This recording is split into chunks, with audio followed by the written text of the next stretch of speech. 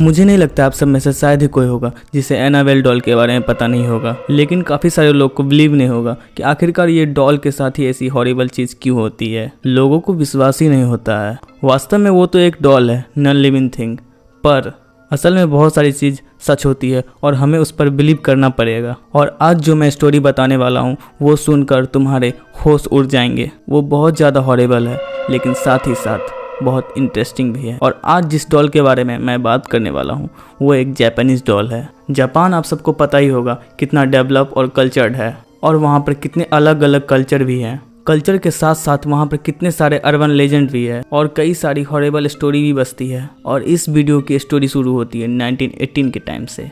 उस टाइम पर एक 11-12 साल का लड़का था जिसका नाम था इकिकी। वो लड़का एक दिन मार्केट में घूम रहा था, कुछ पैसा जमा किया था क्योंकि उसे अपनी बहन ओकीकू के लिए एक गिफ्ट लेना था। इसलिए क्योंकि उसकी बहन का बर्थडे आने वाला था और उसको अपनी बहन को एक बहुत अच्छा सा गिफ्ट देना था जिससे उसकी बहन बहुत खुश हो जाए और उसका बर्थडे एक बेस्ट तरीके से जाए। पर इकिकी जो उसका भाई था पूरे मार्केट में ढूंढा, पर एक परफेक्ट और अच्छा गिफ्ट उसको नहीं मिल रहा था।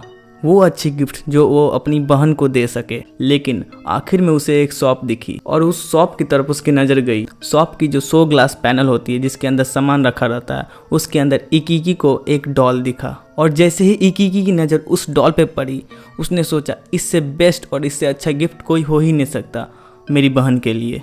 उस ग्लास के अंदर एक डॉल रखी हुई थी जो कि एक ट्रेडिशनल जापानीज क्लॉथ पहनी हुई थी और उसके बाल काफ़ी लंबे थे और फेस भी देखने में बहुत ही पीसफुल था। और इकिकी ने उस डॉल को खरीद लिया और फटाफट पैक बैक करवा लिया जिससे वो अपनी बहन को बर्थडे के दिन वो दे सके। इकिकी घर आया और उसने अपनी बहन को बर्थडे के दिन वो गिफ्ट दे दिया।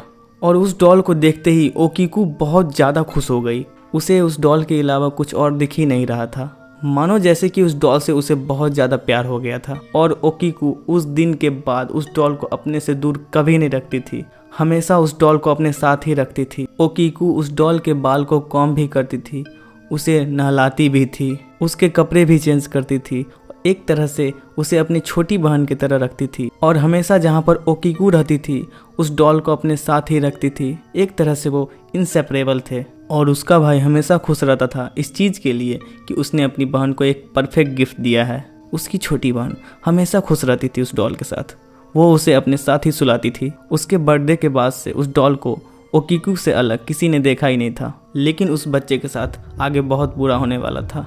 एक दिन ओकीकू अपने घर के बाहर खेल रही थी अपने डॉल के साथ, और खेलते टाइम ओकीकू को एक मच्छर ने काट लिया जिसके कारण उसे मलेरिया हो गया था। और उस वजह से ओकीकू की हालत बहुत ज़्यादा ख़राब हो गई। वो बहुत ज़्यादा तड़प रही थी और इस टाइम भी उसकी डॉल उसके साथ ही थी।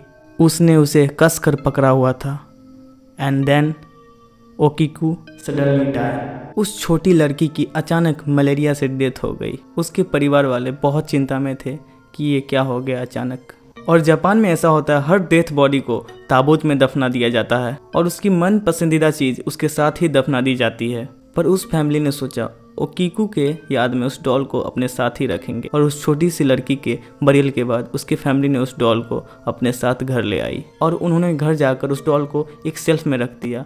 उस डॉल को रखा था उन्होंने अपनी बेटी के याद में, और उस डॉल को उसकी फैमिली ने ऐसी जगह रखा था जहाँ पर हर कोई उस डॉल को देख सके। एंड यहाँ से इस फैमिली के साथ थोड़ा क्रीपी होना स्टार्ट हुआ। और एक दिन उसका भाई इकिकी उस घर में घूम ही रहा था कि उसकी नज़र अचानक से उस डॉल पर गई और उसने नोटिस किया कि उस डॉल के बाल थोड़े लंबे हो चुके थे। और इकिकी उस डॉल के पास जाकर उसके बाल चेक किए तो उसे रियलाइज़ हुआ कि वास्तव में उसका बाल बढ़ चुका था। उसे विश्वास ही नहीं हो रहा था कि आखिर इस डॉल के बाल ग्रो कैसे हुए। वो तो एक टॉय डॉल है ना, उसके बाल कैसे ग्रो हो सकते हैं, ऑब्वियस सी बात है। लेकिन उस डॉल के बाल वास्तव में ग्रो हो चुके थे। उसने ये भी नोटिस किया कि उस डॉल के बाल पहले पूरे ब्लैक थे पर अब ब्राउन बाल भी उग चुके थे। उसने एक और चीज़ नोटिस किया कि उस डॉल के जो हेयर थे अब बिल्कुल रियल ह्यूमन हेयर की तरह लग रहे थे। कोई भी अब ये नहीं कह सकता देखकर कि उस डॉल के बाल आर्टिफिशियल है या नकली है। और इकिकी ने ये बात जाकर अपनी फैमिली को बताई। फैमिली को तो बिलीव ही नहीं हो रहा था। उन्होंने सोचा कि उसे कोई वहम हो रहा है और उन्होंने उस डॉल के बाल काट दिए। और बस ये उस फैमिली की सबसे बड़ी भूल थी, क्योंकि जैसे ही उन्होंने उस डॉल के बाल काटे उस डे से उस फैमिली की लाइफ पूरी तरह से तबाह हो चुकी थी। और उस दिन के बाद से तीनों को, उसके डैड, मॉम और उसका भाई, उन सभी को एक डरावनी एक्सट्रीम नाइटमेयर आना स्टार्ट हो गई। उन सभी का सोना मुश्किल हो गया था। उनकी ज़िंदगी पूरी तरह से हराम हो चुकी थी। उन्हें समझ ही नहीं आ रहा था कि आखिर ये सब हो क्या रहा है। उनके घर में अचानक से बहुत सारी पैरानॉर्मल एक्टिविटी शुरू हो गई थी। उनके घर में बहुत सारे सामान एक जगह से दूसरे जगह रखे रहते थे, पर घर वालों ने कोई भी सामान मूव नहीं किया था, ये उन्हें पता था। और उनकी फैमिली ने कई सारे पैरानॉर्मल एक्टिविटी फेस करना शुरू कर दिया था। कई बार उनकी फैमिली ने उस डॉल को रात के समय मूव करते भी देखा था। और एक दिन उसके डैड, जो कि फैमिली के हेड थे, वो रात को अचानक से उठे और उन्होंने देखा कि वो डॉल उनके ठीक सामने रखी थी।